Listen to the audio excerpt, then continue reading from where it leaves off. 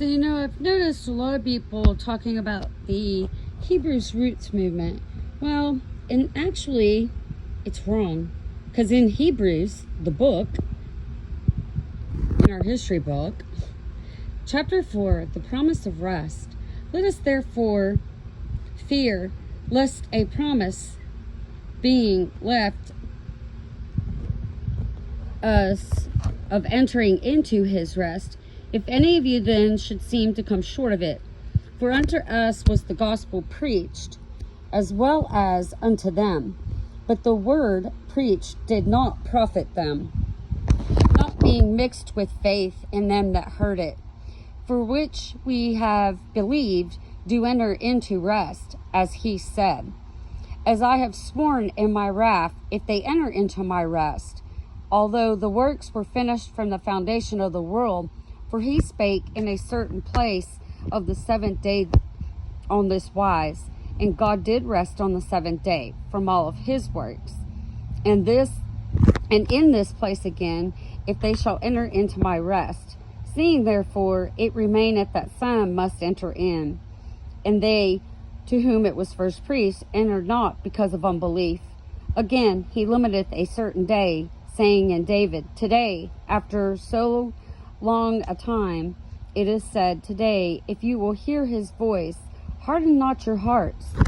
For if Jesus had given them rest, then he would have not afterward have spoken of another day.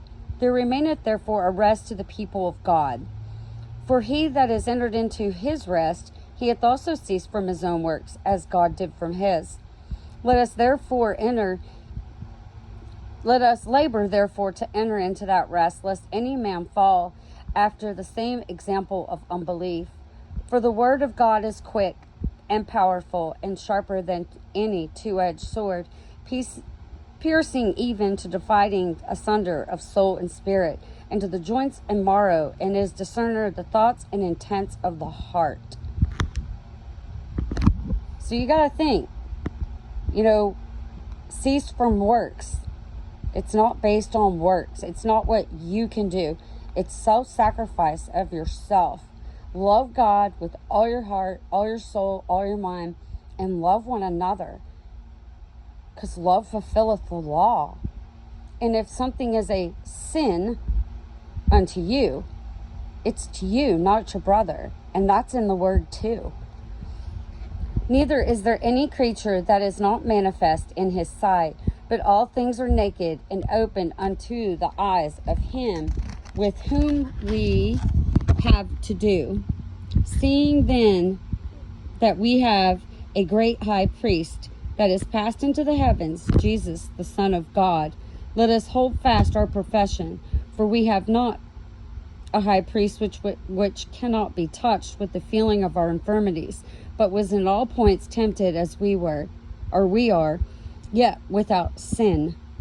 Sin, singular, rejection of God. Let us therefore come boldly unto the throne of grace, that we may obtain mercy and find grace to help in the time of need.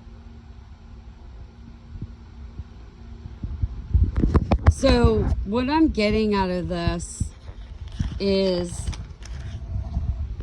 the promise of rest. Jesus is our rest.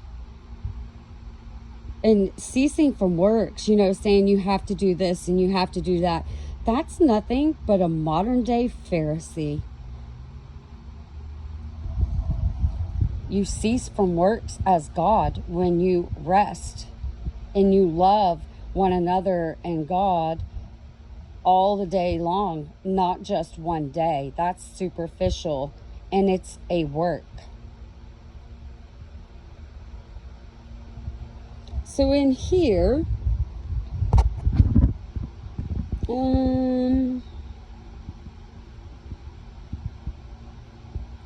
cease from works.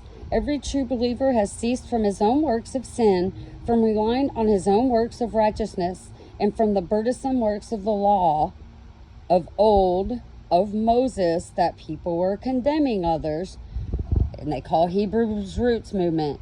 Hello, Hebrews. and from the burdensome works of the law, as God and Christ have ceased from their works of creation and redemption. So, and I found this fitting with fell into the wilderness. Unbelief, because you can look around today and tell we are in the wilderness. Just watch how people act. Unbelief with rebellion, which is the consequences of it, is the great damning sin of the world, especially those who have revelation of the mind and the will of God. He was grieved with those that sinned.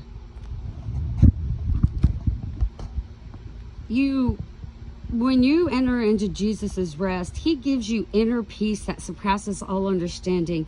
And if you want to keep a day, that's fine. But don't condemn your brother in saying that it's required according to God. If it's a sin to you, it's a sin to you. But those who see the real Hebrews roots movement of the promise of rest by the love of God, having grace and mercy is way more than important.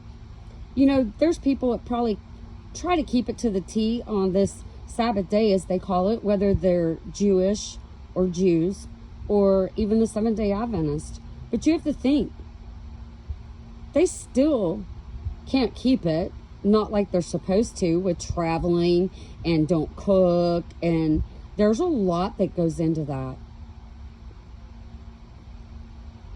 And that's based off of works of what you do, when all you have to do is just love one another and help one another. Don't you remember all the stuff Jesus did, all the good things? Not because it was required, but because he had the heart of the Father. And the Pharisees want to condemn him because he wasn't keeping the Sabbath. History repeats all over again.